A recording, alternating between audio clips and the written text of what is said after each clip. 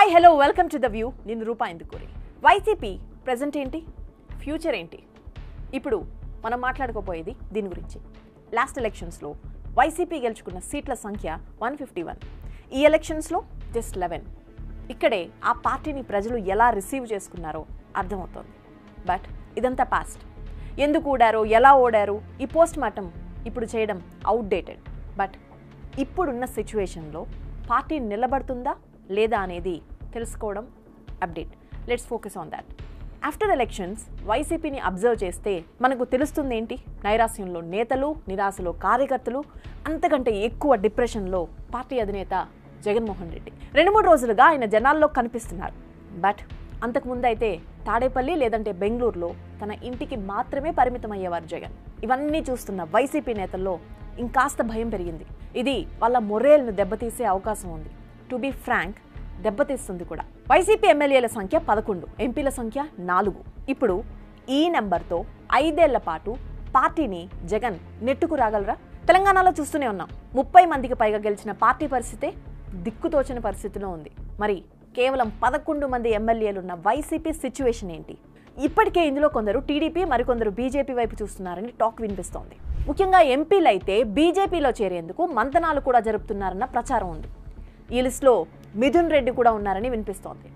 అందుకే జగన్ పార్టీ అస్తిత్వంపైనే ఇప్పుడు క్వశ్చన్స్ మొదలయ్యాయి. 11 సీట్లు వచ్చిన తర్వాత కూడా జగన్మోహన్ రెడ్డి ఇంకా మిస్టేక్స్ చేస్తూనే ఉన్నారు. ఆ మిస్టేక్స్ ఏంటి, వాటిని ఒక్కసారి ఎనలైజ్ చేసే ప్రయత్నం చేద్దాం. జగన్ గురించి పొలిటికల్ సర్కిల్స్లో టాక్ ఉంది. ఆయన ఎవ్వరి మాట వినడు, జగన్ జగమొండి అని. అంతేకాదు, పార్టీ నేతలైనా అందరితో ఓపెన్ డిస్కషన్ ఉండదు. చాలా కొద్ది మందితో మాత్రమే ఆయన మంతనాలు జరుపుతాడు. కానీ లాస్ట్ 5 ఇయర్స్లో ఆయన తీసుకున్న కొన్ని డెసిషన్స్ను అబ్జర్వ్ చేస్తే అందులో కూడా నిలకడలేదనిపిస్తోంది. దీనికి best example MP Vijayasai Reddy. Vijayasai Reddy అంటే వైసీపీలో నెంబర్ 2. జగన్కు అత్యంత నమ్మకమైన, ముఖ్యమైన వ్యక్తిగా స్టేచర్ ఉంది. కానీ ఏం జరిగింది? అలాంటి వ్యక్తి క్యారెక్టర్ పైనే ఇప్పుడు దాడి జరుగుతున్నా పార్టీ నుంచి సరైన రెస్పాన్స్ లేదు. ఎలక్షన్స్కు ముందే ఆయన పక్కన పెట్టేశారు. మొదట ఉత్తరాంధ్ర బాధ్యతల నుంచి తప్పించారు, ఢిల్లీ వ్యవహారాలను చూసుకునే బాధ్యత నుండి కూడా తప్పించారు. ఆ తర్వాత జగన్, విజయసాయిరెడ్డి కలిసిన సందర్భాలు ఆల్మోస్ట్ లేనట్టే. ఇది విజయసాయిరెడ్డి కథ. నెక్స్ట్ సజ్జల రామకృష్ణారెడ్డి. సజ్జల కూడా జగన్ ఆంతరంగిక వ్యక్తి. ఆయన డైరెక్షన్లోనే జగన్ నడిచారు. అంతెందుకు, ఏ నిర్ణయమైనా గవర్నమెంట్ తరపున మీడియాకు, ప్రజలకు చెప్పింది ఆయనే కదా. ఇంత చేసిన సజ్జల ఎలక్షన్స్ తర్వాత ఎక్కడా కనిపించట్లేదు. ప్రస్తుతం పెద్దిరెడ్డి రామచంద్రారెడ్డి ఒక్కరే వెనకాల కనిపిస్తున్నారు. పోనీ జగన్కు కొండంత ధైర్యం రాయలసీమ. కానీ ఆ సీమలో కూడా ఇప్పుడు సిచ్యువేషన్స్ మారిపోయాయి. ఒకప్పుడు 2 సీట్లు మినహా మొత్తం సీమను క్లీన్ స్వీప్ చేసిన వైసీపీ ఇప్పుడు 7 సీట్లకు పరిమితమైంది. ఒక యాంగిల్లో చెప్పాలంటే వైసీపీకి వచ్చిన 11లో 7 ఇక్కడే గెలిచింది. అంటే పరువు కాపాడింది రాయలసీమే. కానీ ఇది జగన్ మోరల్ను గట్టిగా దెబ్బతీసింది. గతంలో జగన్మోహన్ రెడ్డి ఎప్పుడూ ఒక డైలాగ్ చెప్తూ ఉండేవారు, మీకు గుర్తుందా? కొట్టారు, తీసుకున్నాం, మళ్ళీ మా టైం వస్తుంది, మేము కొడతామని. కానీ ఇప్పుడైతే ఆ సిచ్యువేషన్ కనిపించడం లేదు. ఇలా చెప్పడానికి ఒక రీజన్ కూడా ఉంది. ఒకటి కాదు, ఆల్మోస్ట్ చాలా రీజన్స్ ఉన్నాయి. Let me explain you. First and important reason, వైసీపీకి ప్రస్తుతం లీడర్ల కొరత ఉంది.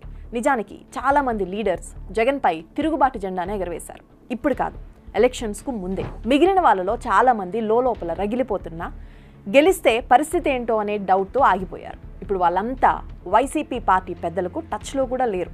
కూటమి ప్రభుత్వ పెద్దలతో టచ్లో ఉంటున్నారు వీరంతా. సో గ్రౌండ్ లెవెల్లో లీడర్స్ అంతా పార్టీకి దూరం అవుతున్నారు. And second and important thing, మారని జగన్ తీరు. సింపుల్గా చెప్పాలంటే జగన్ ఇన్నాళ్ళు అజ్ఞాతవాసం చేశారు. ఈ టైంలో ఏమైనా రియలైజ్ అయ్యారా? విధానాలను ఏమైనా చేంజ్ చేసుకున్నారా? ఈ క్వశ్చన్స్కి ఆల్మోస్ట్ ఆన్సర్ నో. ఎందుకంటే ఆయన ఇప్పుడు టేకప్ చేసే టాపిక్స్ అలా ఉంటున్నాయి. వినుకొండ మర్డర్ ఇష్యూని హైలైట్ చేయాలని చూశారు. బట్ వారిద్దరూ గతంలో ఒకే పార్టీలో అంటే వైసీపీలోనే ఉన్నారు. ఇద్దరి మధ్య పర్సనల్ రైవలరీ ఉందని తేలింది. దాన్ని నార్మల్గా ఉంచితే అయిపోయేది. ఇప్పుడు ఢిల్లీ లెవెల్లో తీసుకెళ్లారు. మరి ప్రజలు ఈ మొత్తం సినారియోను ఎలా రిసీవ్ చేసుకున్నారంటే జగన్ అసెంబ్లీ డుమ్మా కొట్టేందుకు వేసిన స్కెచ్ అంటున్నారు. సో ఇక్కడ జగన్ వ్యూహం దెబ్బ కొట్టింది. And third one, ground reality తెలుసుకోలేకపోవడం. జగన్కు ఇంకా చాలా విషయాల్లో గ్రౌండ్ రియాలిటీ తెలియడం లేదు. తనను ప్రజలే ఓడించారన్న విషయాన్ని ఆయన ఇంకా నమ్మడం లేదు. కొన్ని సమూహాలు, సామాజిక వర్గాలు కుట్ర చేశాయంటున్నారు.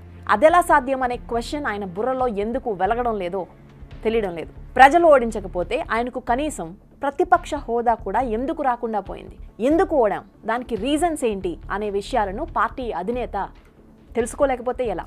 అండ్ ఫోర్త్ వన్, దిశానిర్దేశం చేసేవారు లేకపోవడం. ఇంతకు ముందు డిస్కస్ చేసుకున్నట్టు మొదట విజయసాయిరెడ్డి, తర్వాత సజ్జల రామకృష్ణారెడ్డి, ఆ తర్వాత అనేక ఐపాక్ లాంటి సంస్థలు, సర్వేలు, వీటన్నింటిపై జగన్ ఆధారపడేవారు. విజయసాయిరెడ్డిని పక్కన పెట్టేశారు. సజ్జల ఎక్కడా కనిపించడం లేదు. 175 సీట్లు వస్తాయని సర్వే రిపోర్ట్ ఇచ్చిన ఐపాక్కు ఇప్పుడు దగ్గరకు కూడా రానిచ్చే పరిస్థితి లేదు. మరి జగన్ ఎవరి డైరెక్షన్లో వర్క్ చేయబోతున్నాడు? పార్టీ ఫ్యూచర్ స్ట్రాటజీస్ను రచించేవారెవరు? అసలు ఇప్పుడు జగన్ చుట్టూ ఎవరైనా ఉన్నారా? 39% ఓట్ షేర్ను కాపాడుకోవడం ఎలా? వైసీపీకి ఎన్నికల్లో 39% ఓట్ షేర్ వచ్చింది. దానిని వచ్చే ఎన్నికల వరకు కాపాడుకోవాలి. అండ్ మళ్ళీ అధికారంలోకి రావాలంటే మిగతా ప్రజల మనసు గెలుచుకోవాలి. కానీ అది అయ్యే పనేనా? ఎందుకంటే ప్రస్తుతం పార్టీకి అంతో ఎంతో క్యాడర్ ఉంది. ఇండియన్ హిస్టరీలో ప్రాంతీయ పార్టీ విలీనం చేస్తే తప్ప కనుమరుగైపోయిన పరిస్థితులు లేదు. అందులో ఒకసారి అధికారంలోకి వచ్చిన పార్టీ కాబట్టి క్యాడర్ ఖచ్చితంగా ఉంటుంది. కానీ లీడర్ల కొరత మాత్రం వెంటాడుతోంది. సో గ్రౌండ్ లెవెల్లో క్యాడర్ను నడిపించేవారు లేరు, అధినేతకు దిశానిర్దేశం చేసేవారు లేరు. చుట్టుముడుతున్న కేసులు, విఫలమవుతున్న వ్యూహాలు, పక్కచూపులు చూస్తున్న పార్టీలోని కీలక నేతలు. అందుకే అంటోంది వైసీపీ పరిస్థితి ఇప్పుడు గాల్లో పెట్టిన దీపం లాంటిదని. మరి దీనిని జగన్ ఎలా కాపాడుకుంటారు?